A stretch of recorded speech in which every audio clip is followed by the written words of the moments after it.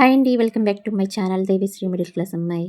ఈరోజైతే నేను ఇడ్లీ సాంబార్ నా స్టైల్‌లో ఎలా తయారు చేస్తానో చూపిస్తున్నాను. ఒకసారి అయితే చూసేయండి.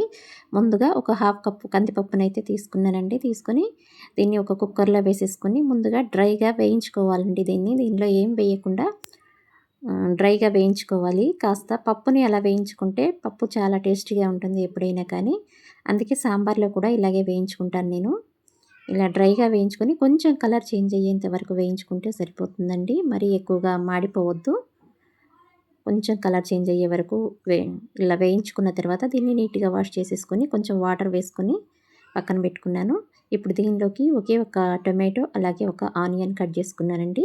ఇవి 2 దీనిలో వేసేసుకోవాలి. అలాగే ఒక పావు స్పూన్ అంత పసుపు అయితే వేసుకుంటున్నాను. పసుపుతో పాటుగా కొంచెం కరివేపాకు యాడ్ చేసుకున్నామనుకోండి ఫ్లేవర్ చాలా బావుంటుంది. ఇప్పుడు కుక్కర్‌కి విజిల్ పెట్టుకొని ఒక 3 విజిల్స్ వచ్చేంత వరకు ఉడికించుకోవాలండి. ఇప్పుడు ఒక ప్యాన్ తీసుకొని దానిలో అయితే మనం కొంచెం మిరియాలు, కొంచెం ధనియాలు, కొంచెం మెంతులండి. అవి కూడా కొంచెం కొంచెం క్వాంటిటీలోనే తీసుకోవాలి. అంటే నేను చేసే సాంబార్‌ని బట్టి నేను తీసుకున్నాను. వీటినైతే డ్రై రోస్ట్ చేసుకోవాలండి. వీటిని పొడిగా వేయించుకోవాలి. ఇవి కూడా కొంచెం లైట్‌గా కలర్ చేంజ్ అయ్యేంత వరకు వేయించుకుంటే సరిపోతుంది.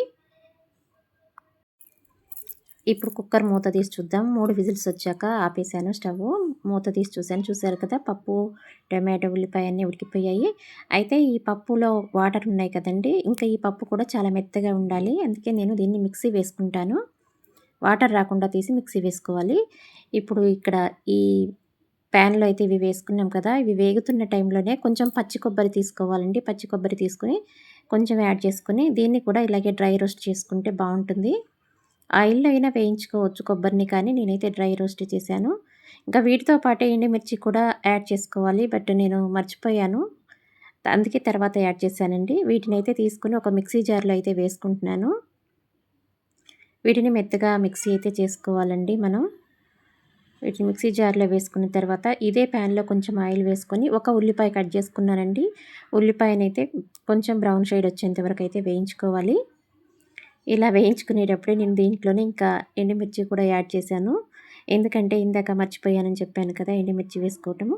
ఒక 2 ఎండుమిర్చి, ఆల్రెడీ మనం మిరియాలు వేసాం కాబట్టి ఒక 2 మిర్చి అయితే సరిపోతాయండి. నేను చేసే సాంబార్ క్వాంటిటీని బట్టి 2 అయితే సరిపోతాయి నాకు. ఇంకా ఈ మిక్సీ జార్‌లో ఈ ముందుగా ఆ కొబ్బరినైతే తీసేసుకొని ఈ ధనియాలు వీటినైతే ముందుగా మిక్సీ పట్టుకోవాలండి. ఇక్కడ చూసారు కదా! 2 ఎండుమిర్చి వేశాను నేను. ఇవి కూడా వేగిపోతున్నాయి. ఇవి ఇంకా ఇలా వేగిపోతే సరిపోతుంది. దీన్ని స్టవ్ ఆపేసేసుకొని చల్లార్చుకొని, ఇంకా ఈ పొడి పట్టుకునేటప్పుడు మనం కొబ్బరిని పక్కన పెట్టాం కదా! ఆ కొబ్బరి, తర్వాత ఈ ఉల్లిపాయలు అన్నీ వేసేసుకొని దీన్ని మెత్తగా అయితే మిక్సీ పట్టుకోవాలండి.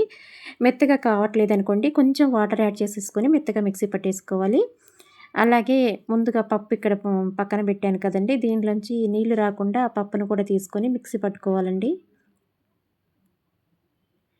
ముందుగా పేస్ట్ చేసినటువంటి కొబ్బరి, ధనియాల ఆ పేస్ట్‌ని తీసి పక్కన పెట్టేసుకొని, ఈ పప్పును కూడా అదే జార్‌లో వేసుకొని మిక్సీ పట్టుకుంటున్నాను. ఇలా మిక్సీ పట్టేటప్పుడే కొంచెం చింతపండు యాడ్ చేసుకొని ఇలా మెత్తని పేస్ట్‌లాగా అయితే మిక్సీ పట్టేసుకోవాలి పప్పుని. అప్పుడే మనకు సాంబారు చిక్కదనం వస్తుందండి. ఇందాక పప్పు ఉడికించిన నీళ్లున్నాయి కదా! అదే దానిలోనే ఇప్పుడు మళ్ళీ ఈ పప్పుని మిక్సీ పట్టుకున్న పప్పుని వేసేసాను. అలాగే దాంట్లోకి సరిపడా వాటర్‌ని కూడా యాడ్ చేశానండి. మనకెంత సాంబార్ అయితే అవసరమో అన్ని వాటర్ యాడ్ చేసేసుకోవాలి. దీన్నైతే స్టవ్ మీద పెట్టుకొని మరిగించుకోవాలండి. ఇది స్టవ్ మీద పెట్టి మరుగుతున్న టైంలోనే మనం ముందుగా మిక్సీ పట్టుకున్నామే ధనియాలు, మెంతులు, మిరియాలు అలాగే కొబ్బరి కలిపి మిక్సీ పట్టుకున్నాం కదా! అందులోనే ఉల్లిపాయలు, ఎండుమిర్చి కూడా వేసామనుకోండి. ఆ పేస్ట్‌ని మొత్తాన్ని కూడా దీనిలో వేసేసుకొని బాగా మరగనివ్వాలండి. ఇది మరుగుతున్నప్పుడు ఫ్లేవర్ కూడా చాలా బావుంటుంది తెలుసా! మంచి ఫ్లేవర్ వస్తుంది. ఇది బాగా మరగాలి. మూత పెట్టుకొని మరిగించుకుందాం దీన్ని కాసేపు. ఇలా మరిగే టైంలోనే నేను ఇంతవరకు సాల్ట్ యాడ్ చేయలేదండి. ఇప్పుడే యాడ్ చేశాను సాల్ట్. మన టేస్ట్‌కి సరిపడా సాల్ట్ చూసుకొని వేసుకోవాలి. ఇది ఇలా మరుగుతున్న టైంలో మరి కాస్త కరివేపాకు వేసామనుకోండి సూపర్ టేస్టీగా ఉంటుంది. ఫ్లేవర్ బావుంటుంది. అందుకే కొంచెం కరివేపాకు కూడా వేశాను. ఇది పక్కన పెట్టుకొని ఇందాకటి ప్యాన్ ఉంది కదండీ! దానిలో మరి కాస్త ఆయిల్ వేసేసుకొని ఇప్పుడు మళ్ళీ పోపు వేసుకుందాము. ఈ పోపు కోసమైతే నేను ఆయిల్ వేడెక్కగానే కొంచెం ఆవాలు, జీలకర్ర మాత్రమే వేసేసాను. ఆ తర్వాత ఒక 2 పచ్చిమిర్చి అయితే కట్ చేసుకున్నానండి. ఎందుకంటే ఇందాక ఆల్రెడీ ఎండుమిర్చి వేశాను కాబట్టి పోపులో పచ్చిమిర్చి వేస్తున్నాను. ఈ పచ్చిమిర్చి కొంచెం వేగగానే ఒక 2 వెల్లుల్లిపాయలని క్రష్ చేసేసుకొని ఇలా వేసేసుకోవాలి. ఈ వెల్లుల్లిపాయలు కూడా వేగగానే మరి కాస్త కరివేపాకు వేసుకున్నామనుకోండి. కరివేపాకు ఎంత వేసుకున్నా కానీ టేస్టే ఉంటుంది కానీ లాస్ అయితే ఉండదు కదా! అందుకే నేను కరివేపాకు ఎప్పుడు ఉన్నప్పుడు కొంచెం ఎక్కువగానే వాడుతుంటాను.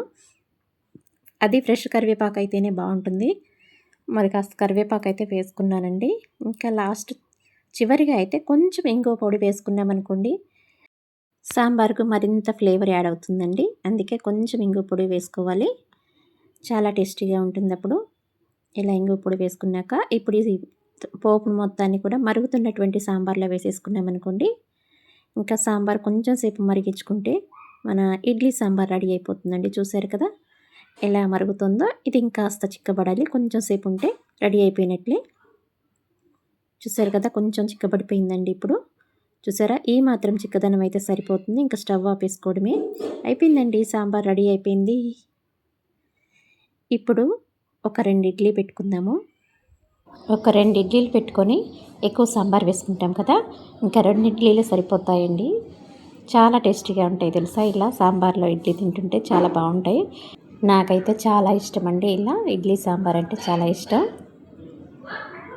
ఇంకా చూసారు కదా ఇలా సాంబార్ అయితే ఎక్కువ వేసుకోవాలండి.